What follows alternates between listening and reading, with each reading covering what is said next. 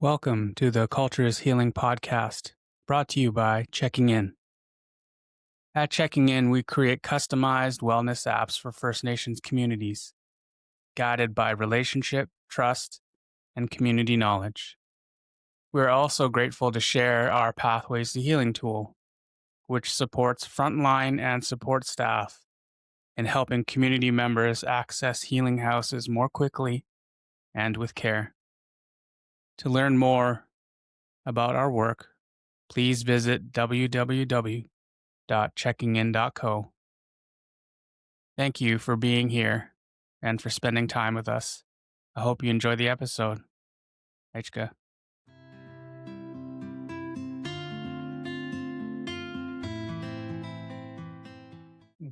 Aichquel, Ichawal, Antapat, Wokoletsa, Anitstaminas, Halalt, Kawitson, Laapson.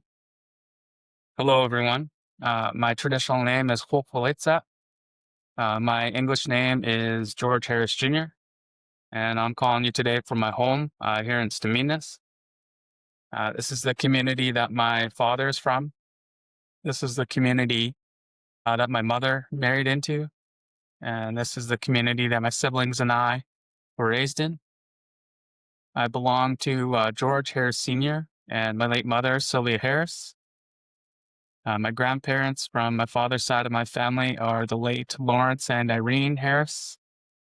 My grandparents from my mother's side of my family are the late Bernard and Nora George. And my familial connections to Halalt come from my mother, Sylvia, and my grandmother, Nora. And my familial connections to Kautzen come from my grandfather, Bernard. Through both sides of my family, I have familial connections to Layaxon. And the name Wopolitsa, it's a name that's been passed down throughout my family from generation to generation. And I'm really grateful for you all to be here. And thank you all so much for tuning in. And once again, my name is Wopolitsa, and I'm the host of the Culture is Healing podcast. And I'm really looking forward today. I have the honor and privilege of sitting down with a dear friend of mine, more like a brother, and like to open the floor to allow Jesse to introduce himself to you all. Thank you all so much. Ichka. Jesse? Tanola, Esquile, Twatquishna, Hawkshanum, Quatlachum. Good day. My name is Jesse Recalma. I carry my late grandfather's name, Gordon Reed Hawkshanum, and I am a card-carrying member of Qualicum First Nation, but I also got my roots connected up over to Snout-Nawis, Snanaimo, Musqueam, Swinomish, Fort Rupert, and different parts of the Emerald Isles over in the United Kingdom. And so I live in the land reserve for Huelmo Malstemo on Qualicum First Nation Reserve. My mother is Carrie Reed. My late father was Bill Recalma, and my paternal grandparents were Ray Recalma and Margaret Recalma, born Peters of the Peters and Sparrow family of Musqueam. And my Ray Recalma was of Qualicum. My mother's mother was is Quinitum, mostly Scottish roots, and then my grandfather, with whom I share the name, was also of Qualicum and Fort Rupert descent. And of course, my family, on both sides of my family, I've been close with George's family for a number of generations now. My grandfather, my paternal grandfather, fished with George's father, and then your dad often tells me stories about fishing with them, and then your Uncle Ray, of course, fished with my dad and my dad's family as well. And then, of course, being connected as well through your sisters are quite close with my mom, and then culturally connected over a number of years too. So uh, with myself, I'm an artist and language worker within my community, and we also currently work for our local school district. Hi, Jesse. Yeah, I really appreciate it. And then, I love being able to share some of those family connections, with the listeners and everyone gets to see that little piece of my life and the people that I love and care for and, have much love, respect for you and your family, and like you're sharing, we go back many generations, our connections. So, thank you for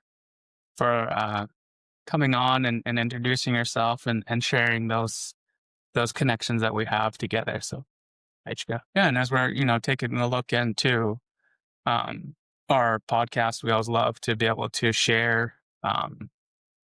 Culture is healing. That is the name of our podcast.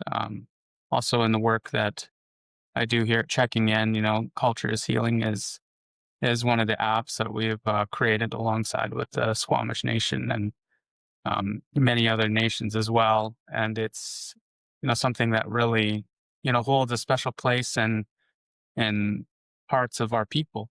Understanding that our culture brings great healing to our people, and I always love to ask our guests when you hear culture is healing, what kind of thoughts and comes forward for you in your head and in your heart for what that saying means to you. When I often hear that phrase, um, like there's so much of the like the main assumption kind of goes towards just like specifically looking at like our cultural ceremonies, um, as kind of like kind of going back into my kind of anthropological educational roots to thinking of like what is culture, and for us like so much of our daily life, that there's so many different pieces of like everyday activities that we can point to and be like that's cultural, that's cultural, that's cultural.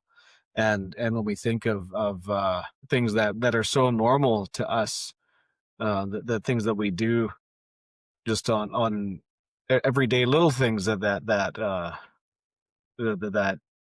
seem kind of, I don't want to say mundane because it's not mundane, but just like things that we're just so normal and used to. Um, and the way we think about animals, um, like when we acknowledge eagles or the kind of like the way we pick berries or hunt like things.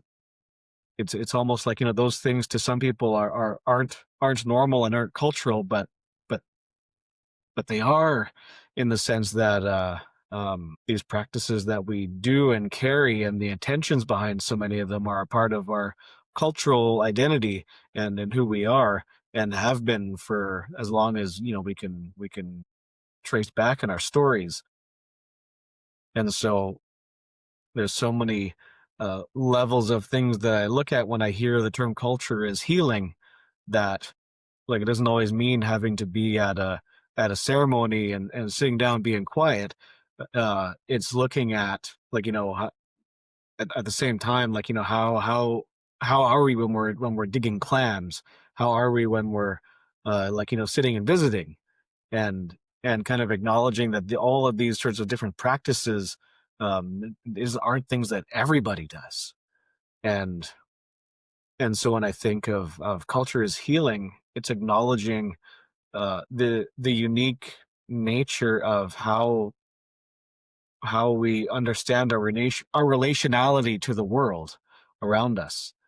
And like we're when we look at like even our connection, um like we looking at that generational connections is cultural, in that it's recognizing it's an aspect of who we are. And culture, I think, is identity for so many years and decades and even generations. For some people, like um culture as an identity has been so disconnected. And through residential schools, always a big topic. but even through like the our reintegration into public schools, like holds like our education holds a disconnect of identity, um, and so even just looking at who we are and outlining our family trees is a cultural practice, and knowing who we are, who we're connected to, how we're connected. Um, and when I think of culture as healing, it's a reconnection and a regrounding in understanding who we are as Homo Mostimo, and our connection to the land and people around us. That's awesome. Yeah, I love that. I think that's something that is very foundational in our ways of being. As well, that understanding of who we are and where we come from. And I know, even as you're sharing that, thinking back to some of the things that are just so ingrained in how we carry and conduct ourselves, is we don't even really think about it sometimes. I know, even just looking back at my younger years, I remember I was down at the canoe races, and I was with my family, and we were down in Lummi, and I was playing on the beach with some friends, and kind of were I was kind of being a little bit mischievous that one day, and we were actually like throwing rocks into the water, and I actually kind of came close to hitting someone. And one of the elders on the beach, he called me out. Yeah, I remember him like standing on the beach, and he stood up out of the tree, pointing down. He's like, "You!" And he's pointing at me, and everyone's like, "Oh no!" Like looking around, like me. And so finally, he was like I knew he was pointing at me. So crap, I messed up. So I like started walking up to him because he called me to him. He's like, "Who are you? Where do you come from?" It's like, so I told him. I was like, "Oh, I'm George Harris Jr. from Stamina." He's like, "Ah, shot." He's like, "I know your dad." He's like, "Where is he?" And so I was like, "Oh, we're sitting like over there." And he's like, "Okay, well, come on, let's go. I'm gonna go talk to your dad." Oh no, crap! Like I really messed up now. So like we get over to where like my family was sitting, and this man that calls up to my dad, and he yelled out his traditional name. He's like, "Well, Polizza."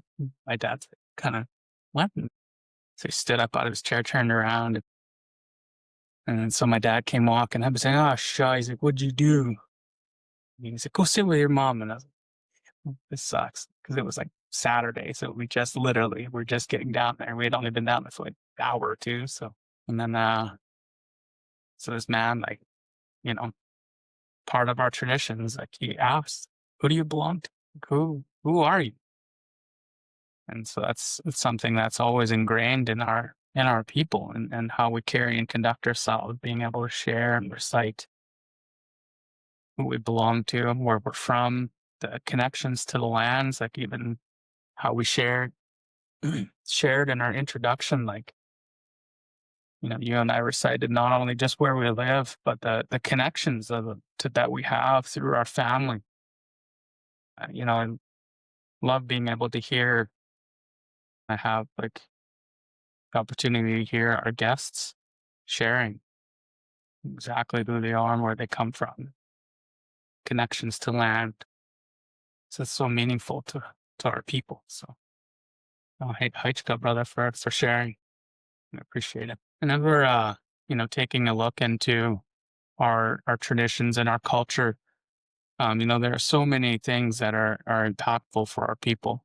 And I always love to be able to hear if there are any um, cultural activities or any ceremonies that you've had the ability to partake in, or if you've witnessed that, really hold a special place in your heart. I think one that really stuck out to me was my oldest son's baby ceremony, where we did a ceremony over in Tsleil-Waututh, um, where his mom is from, to as a way to kind of like bring our families together. to kind of like celebrate him and welcoming him into the world in a traditional way. And so we used a ceremony for that. And I I think back to that, and that really ties in kind of with a lot of lineage stuff, because so many of our ceremonies that we're connected to, you have to be connected to through a lineage. You kind of like, you don't just kind of get your here's your status card and here's your ceremony. It's you gotta you gotta know those connections, for all those things that exist outside of, like, the that Indian Act definition of who we are. And so it was such a beautiful thing to get to witness, to be a part of for our family, um, and for our son to be brought out in a good way, and looked after, because it's that acknowledgement that showing him, he was about 10 months old at the time, um, just that acknowledgement of he's the intention, he's going to grow up knowing who he is, knowing what his roots are and what his connections are, and he can kind of have that to always rely on, to always go back to. That's powerful.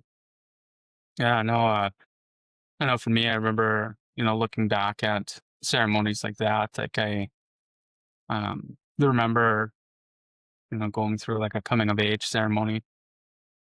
I was very fortunate that I had, my father had said in his heart that that's what he wanted to do for me, as I moved into becoming a young man. Um, you know, he had taken me on um, a number of different bathing holes. So we started off. We were up in the mountain, and that was definitely an experience for sure. I remember it was like, and this was happening in like February. It was like really cold out, and uh, I think we were on like day two. I think it was two or three. It was in the middle. I know that, and um, it was really cold, and we set like a blanket out on the rock, and I was going first, and so I went in, and I was partway in. I was probably maybe knee deep, and I slipped on a rock, and I went. My feet went out under me, and went in, and my brother-in-law, Chris was um s- Chris was being Chris, and so he couldn't hold it, and he started laughing like gutturally, like laughing at me because I fell, and then I could just hear Chris yelling from where him and my dad were standing. He's like, "That doesn't count. That doesn't count." He's like, "You still got to do your four dunks," and I'm like, "Shut up, Chris!" Like, and so yeah, I went and did my four dunks, and then I came out and got ready, and then my dad and Chris had gone and done theirs. I was tasked to go and get our blanket, but by time we were all done, the blanket froze to the rock. We had to leave it there. It's like it was kind of funny because we couldn't get it off. Like even my dad and Chris tried, and it was just like, and then by the time, so we tried to go back after a few weeks later, and it was gone. So we're like, oh, okay, well, gift for someone, I guess. Like really random, but yeah. And then it was really cool because then I got to do some baths with in that same time. We spread it out over.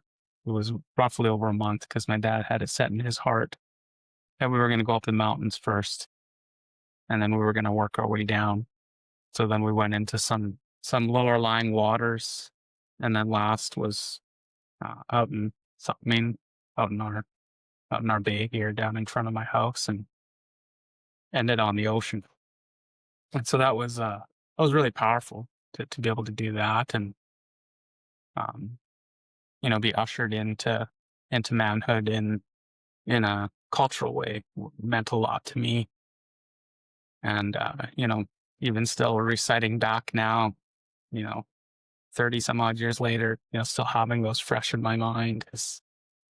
something that's holds a special place in my heart. So, yeah, yeah. Thank you for sharing your story as well, and thank you for allowing me to share mine. Yeah, thank you. Yeah, so as we kind of take a look into some more of our culture, obviously we have the opportunity to have our elders and our relatives share teachings with us.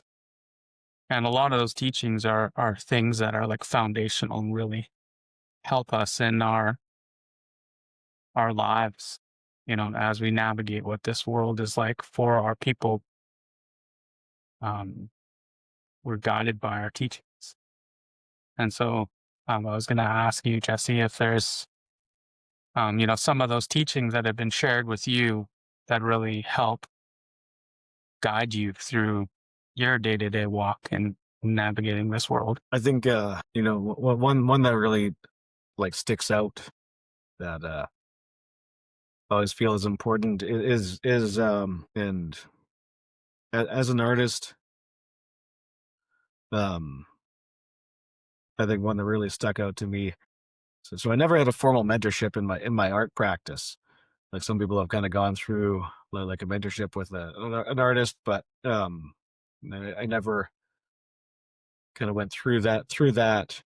And um I remember hearing kind of like the importance of kind of having to not be boastful, to not be boastful in work and in anything that you do. Is a way of kind of like reminding yourself that you're not better than anybody in anything, and not as a way to like insult you, but as a way to remind you to um like watch how you act and when it comes to looking after people and being around people. um like you're never above anybody else, and you're not too good to be doing or not doing something. I was kind of like say think of it as a good reminder, like when you're engaging in any sort of like work or career, art, anything like that. It's reminding yourself where you are, and you didn't get here on your own. You didn't kind of you're not never a self-made man or a self-made person in any sort of way, and kind of like having a space for gratitude for others and what you accomplish. And I just want to kind of echo that because it's been some I don't know, maybe I had to hear it a few times. You never get teachings kind of out of the blue. There's always situations in your life that have kind of arisen um for you to be told something. So sometimes I've heard like some of the wisest people are some of those who acted up the most in when they were youngest because they're told to quit throwing rocks or and any sort of thing that like stuck out for them. And when you doesn't mean you only get talked to when you've been doing something wrong, but just Mm, the reminder that everybody's gotten teachings, and the it's always um they always you always remember that they come from a place of love, and so when you receive them, you always give them from a place of love, and not as a way to think you're better than someone for being able to teach someone, but you always share those things because there's a concern for the lack of seeing them, because you don't want anything to happen to that person for as like a payback for your actions.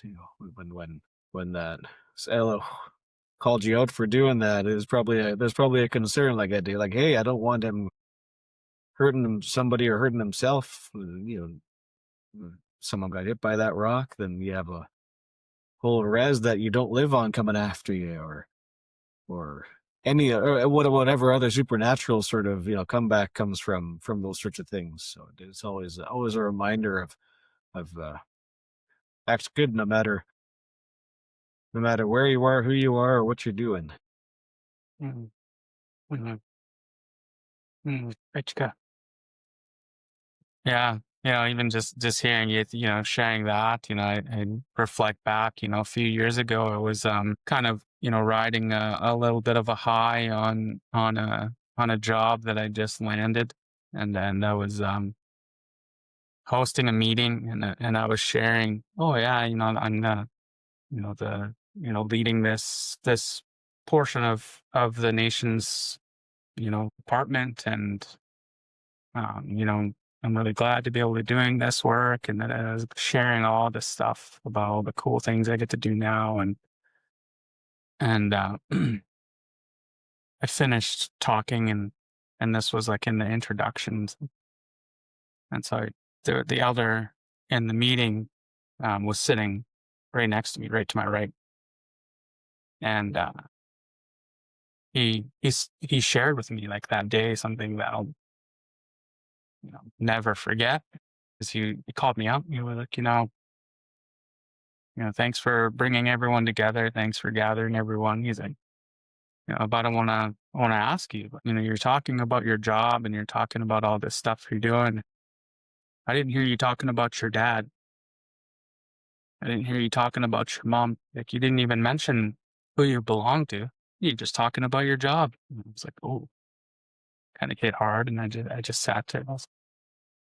And then he literally like stood up in his chair and like and then was standing over me and like looking at me. He's like, well, if this job's so good, like, are you going to be doing this job for the rest of your life? And we were all quiet. No one. And I just like, I didn't know if he wanted me to answer. And then he's like, well, are you? And so I said, well, no, I want to retire one day. And he's like, so tell me now, what's more important? This job that you're only going to be doing for a short amount of time?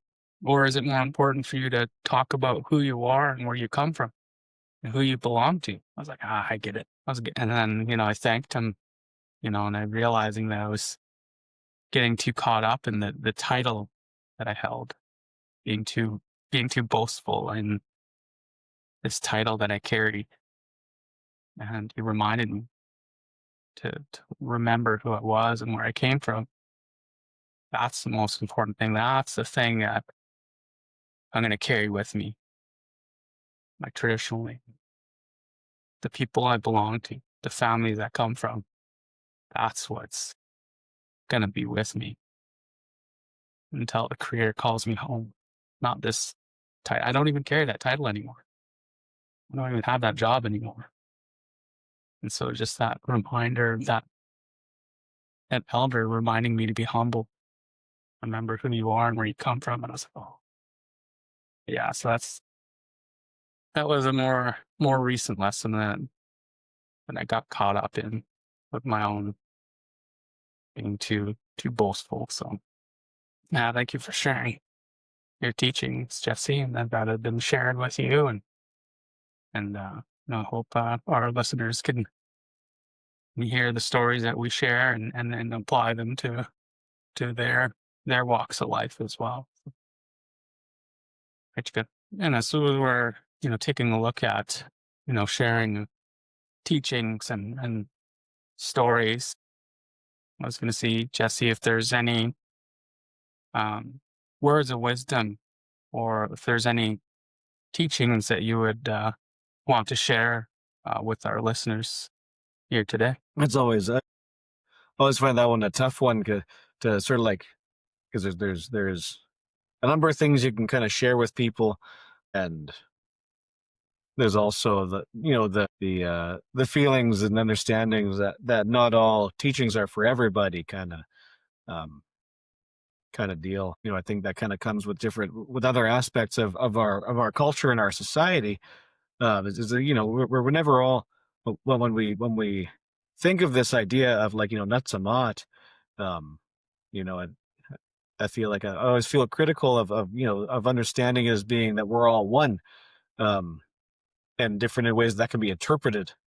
Um and so when I think of nutsamat as a concept, I think make sure there's like little levels of clarification and understanding what it means to all be one, and that for me the reminder is that we're not all the same. um and it's like, we act as one. We're not one. We're not the same, but we act as one because it's such an important part of really life in general. Because if we were all the same, we wouldn't get nothing would happen. Human body is not a lung.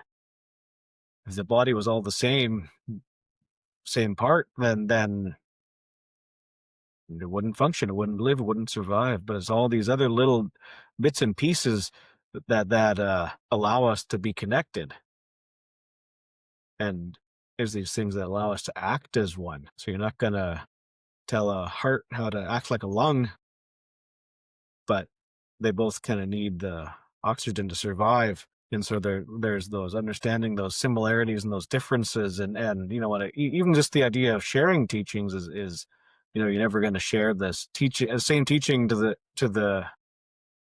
more than one person the same way, and not everybody's going to learn it the same way. Some people got to kind of learn the hard way, so they will learn it the easy way, and sometimes people are going to learn it faster. Some people are going to take their time with it, and that's part of our life and understanding of how we learn to be patient with ourselves, but also with others. Not everyone's gonna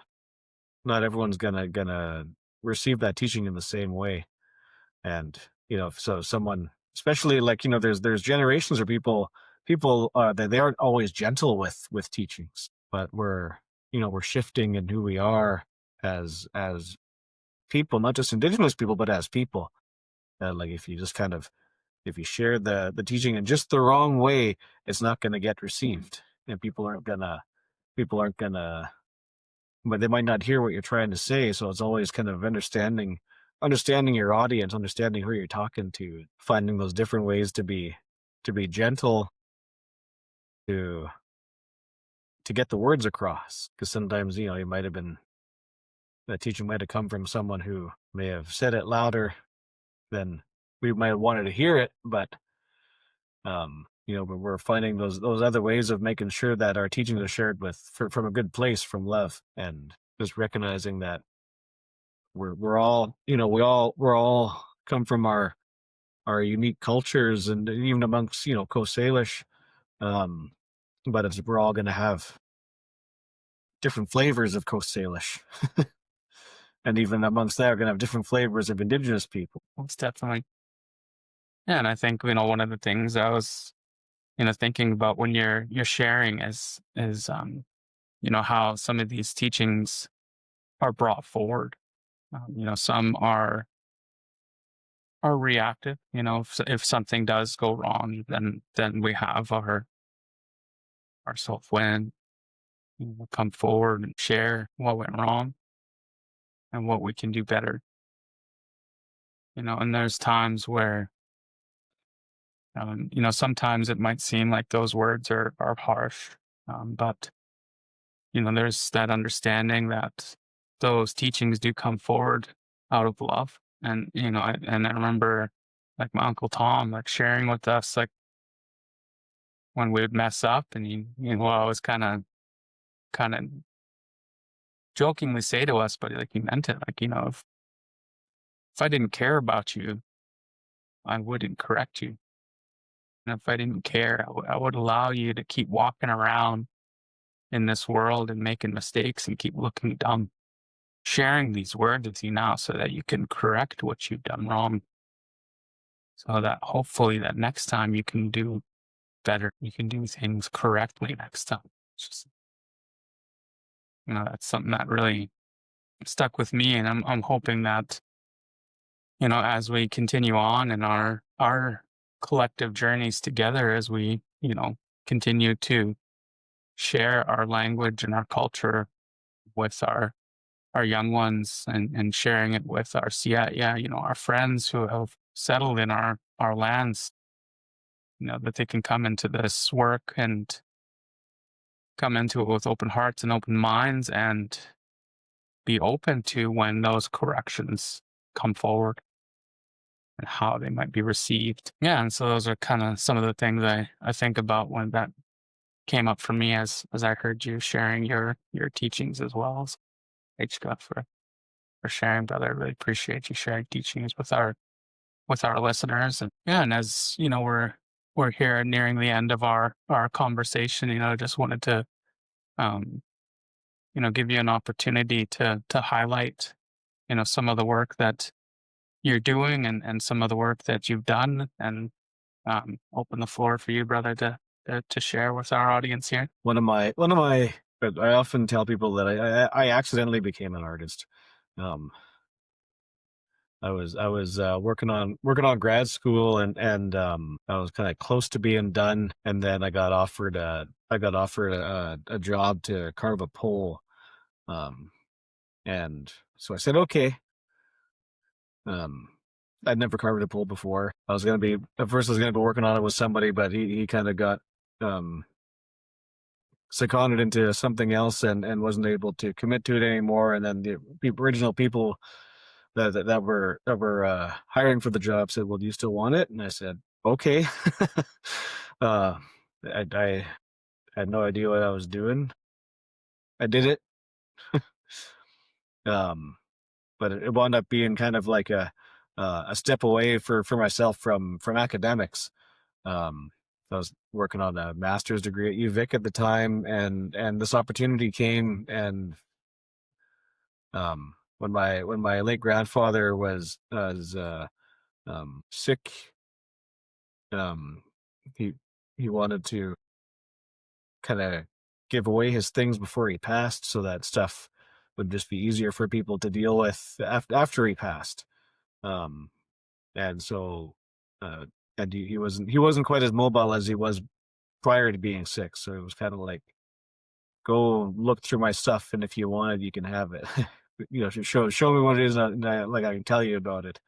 So I dug out a carving knife from his desk, and he uh he never told me the full story of how he got it or whatnot, but he said I could have it. He was an artist as well. He often did drums, cedar chests. I'm sure your dad's probably got something of his somewhere.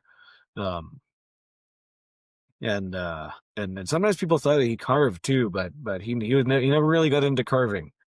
He didn't feel like it was his thing really. So um, I took it to sort of see what I could do with it, and then I guess that would have been probably about 3 years after he passed that I did my first pull. Then after that, just kind of kept kept getting into it, and then I was like, hey, I'm actually getting paid for stuff. That's kind of nice.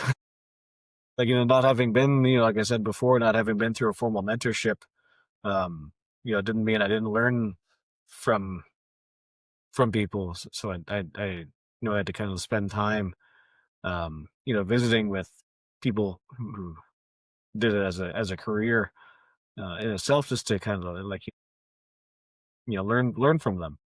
And so whether it's kind of like how to cut, how to use a chainsaw, or the most important things I learned as an artist is kind of like that the easy part's making the art, the hard part is selling the art. Not going to be worthwhile as an artist if you can't move your art around. You're just going to have a whole room full of carvings that no one's going to want to buy if you don't know how to sell them. So it comes to like understanding the relationships you build as an artist with people. And I remember hearing a chief of the Wewillcum, lives amongst the Wewillcum, and the Hendersons. Bill Henderson, uh, he said to me one day, "Never be stingy with your art. Like you got that gift, and when you do something with it, you don't be stingy with it. It's there to um they're there to look after people." And so once in a while, you get those pieces that are like people are kind of like, I want something for this. Well, what do you want to charge for it? I said, well, I don't feel comfortable charging for that. You just kind of give me whatever you feel is comfortable with it, for what you feel it's worth, because that works. Sometimes that works there to look after yourself and your family, but that works there to look after the people too. Um, so the artist part of me, and the language side of me. Um, looks at language revitalization. Um, I did some work with my late dad, almost up until he passed, on revitalizing the Puntlish language, and so that's another good chunk of what I do with my time is just try to revitalize the Puntlish language, which is kind of a entire episode in itself. Mm. Oh, that's awesome.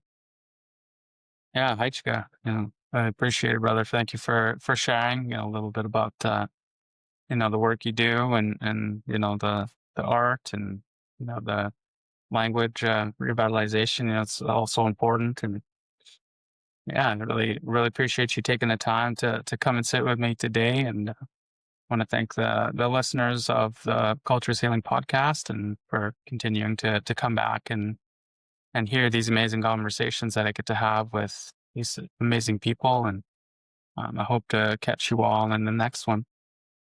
Take care, everybody. Hi, Chika. Hey, what?